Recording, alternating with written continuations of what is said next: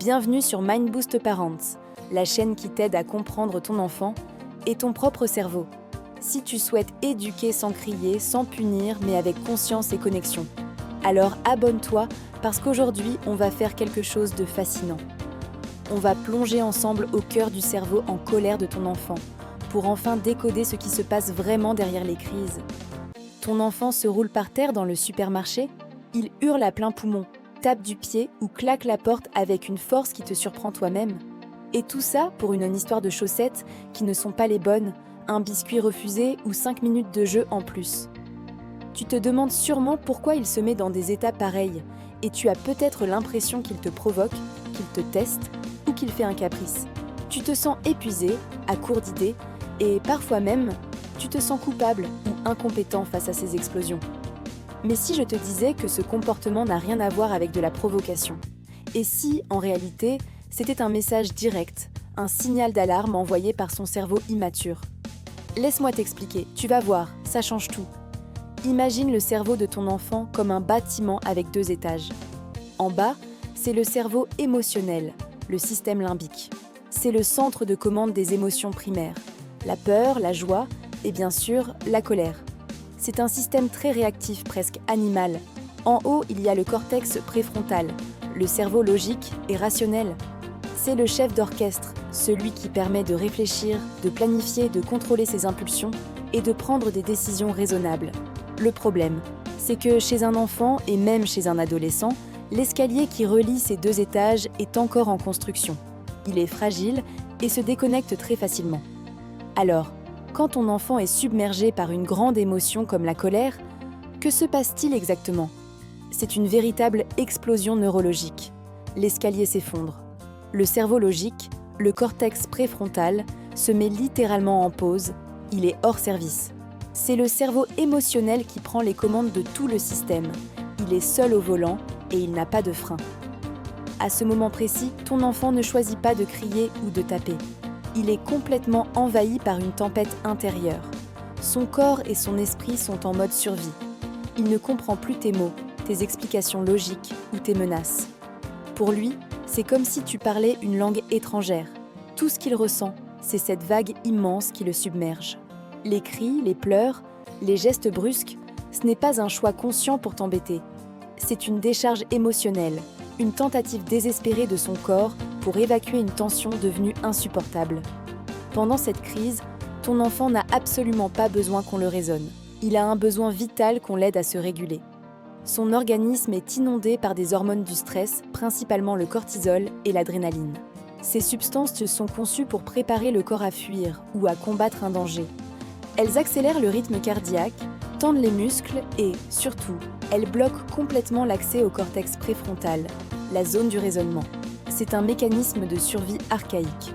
Alors, quand tu lui dis avec insistance « Calme-toi, arrête maintenant » ou « Ce n'est pas grave », non seulement ça ne marche pas, mais ça peut même aggraver la situation. C'est comme si tu demandais à quelqu'un qui est en train de se noyer de simplement se mettre à nager tranquillement. Son cerveau est physiologiquement incapable de répondre à cette demande. Il ne fait pas de la mauvaise volonté, il ne peut tout simplement pas le faire. Alors, que faire? Comment désamorcer cette bombe émotionnelle? La toute première étape, et c'est la plus importante, c'est de commencer par calmer ton propre cerveau. Parce que les neurones miroirs, ça te dit quelque chose? C'est ce mécanisme fascinant qui fait que nous ressentons ce que les autres ressentent. Si tu recommences à crier, son niveau de stress va augmenter en miroir. Si tu t'énerves, sa colère va s'intensifier. C'est un cercle vicieux. Donc, avant toute chose, prends une grande inspiration. Expire lentement. Ancre tes pieds dans le sol. Cette simple pause permet à ton propre cortex préfrontal de rester connecté, de ne pas te laisser emporter par la tempête de ton enfant. Ensuite, change de posture. Au lieu de le dominer de toute ta hauteur, ce qui peut être perçu comme une menace, accroupis-toi. Mets-toi à sa hauteur. Essaie de capter son regard, même si ce n'est qu'une seconde. Parle lentement, avec une voix plus basse et plus douce que d'habitude. Et là, vient l'étape magique. Nomme ce qu'il ressent. Valide son émotion. Pas son comportement, mais l'émotion qui est derrière.